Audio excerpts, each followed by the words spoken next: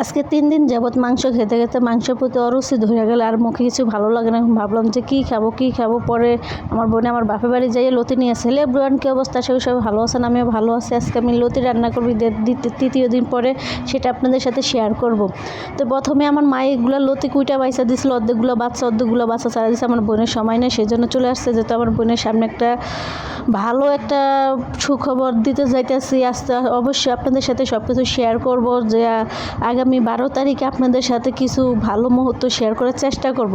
তো যে লতিগুলো আমি দেখাইতেছি, যে মায়ের হাতের ভালোবাসা দেখেন। আমি জানি যে আমি লতি পছন্দ করি, শাকসবজি পছন্দ করি, সেজন্য আমার মা আমার বোনের কাছে এগুলো দিয়েছে। তো ভাবলাম যে আজকে এগুলোই রান্না করি। তো এতটুকু লতি কটুক হবে, তো ভাবতে পাশের মেকআপার থেকে কয়টা পুঁই শাকের ডাটা এনে এগুলো ভালো করে কেটে নিয়ে এখন এগুলো যে দেখেন আমি সুইমিং পুল বানাই। কী করবো, আমাদের এখানে তো পুকুর না, সব কিছু কলের মধ্যে বেসিনে ধোয়া লাগে, জন্য আমি বেসিনটারে সুইমিং পুল বানাই এগুলোর মধ্যে ভাসে ভালো করে দিতে আর এগুলো আজকে রান্না করব কাঁঠালের বিচি দিয়ে, শুটকি দিয়ে, বেশি করে রসুন দিয়ে।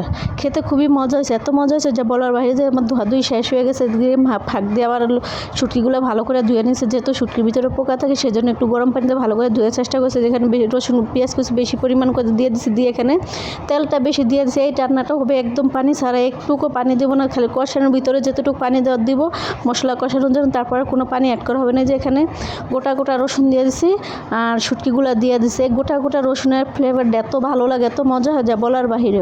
এখন এখানে পরিমাণ মতো হলুদ গুঁড়ো দিয়ে দিলাম, মরিচ গুঁড়ো দিয়ে দিলাম, লবণ দিয়ে দেবো পরিমাণ মতো। যেহেতু আমার বোনের কাঁচামরিচের তরকারি বেশি একটা খায় না, এখন আমি এখানে এসে অভ্যস্ত হয়ে গেছে। আর এখানে আল্লাহর রহমতে আমার এখন গ্যাসেরও সমস্যা দেখা দিতেছে না, আগে খুবই গ্যাসের সমস্যা দেখা দিত। আর এই গ্যাসের সমস্যা দেখা দিত দেখে আমার যেই মানুষ নামের অমানুষটা আমার কাছে আসলে, সেই মানুষটা আমার গ্যাস্ট্রিকের ওষুধের অনেক কিছু করছে। আমি ওর মতো কৃতজ্ঞ না, ওর মতো আমি নিমক খারাপ না যে সব কিছু ভুলে যাব। আমি তোরে ভালোবাসি, ওর সব কিছু গ্রহণ করছি। এই যে এখন দেখেন কথা বলতে মশলাটা কষানোর পরে এখন কাঁঠালের বিচিগুলো দিয়ে দিচ্ছি। কাঁঠালের বিচিগুলো হালকা একটু কষিয়ে নেবো, যেহেতু পানি দেবো না, সেজন্য একটু হালকা পানির মধ্যে এগুলো কষিয়ে নেবো। পরে সব কিছু তেলের উপরে রান্না করা হবে। আর ওই মানুষটাকে আমি কখনো ভুলতে পারবো, সে মানুষটা আমাকে দিব্যি ঠিকই ভুলে ভালো আছে, সুখে সংসার করতেছে, বউ বাচ্চা নিয়ে ঈদগুলো ভালো উদযাপন করতেছে। আর আমার 4 দেওয়ালের মাঝে ঈদের আনন্দটা কী জিনিস আমি আমার বিয়ার পরের থেকে আজ পর্যন্ত বুঝলাম না। সারাটা জীবন একাকিত্বভাবে কাটাইছি, খালি ঈদটা আমার বোনেদের সাথে কাটাইছি। তারপর আমার বোনের মন ভালো না, যেহেতু সামনে একটা ভালো সময় আসতেছে, কিন্তু ওর জন্য ভালো সময় না, ওর জন্য খুবই খারাপ সময়, কিন্তু আমাদের জন্য খুবই আনন্দময় জিনিস।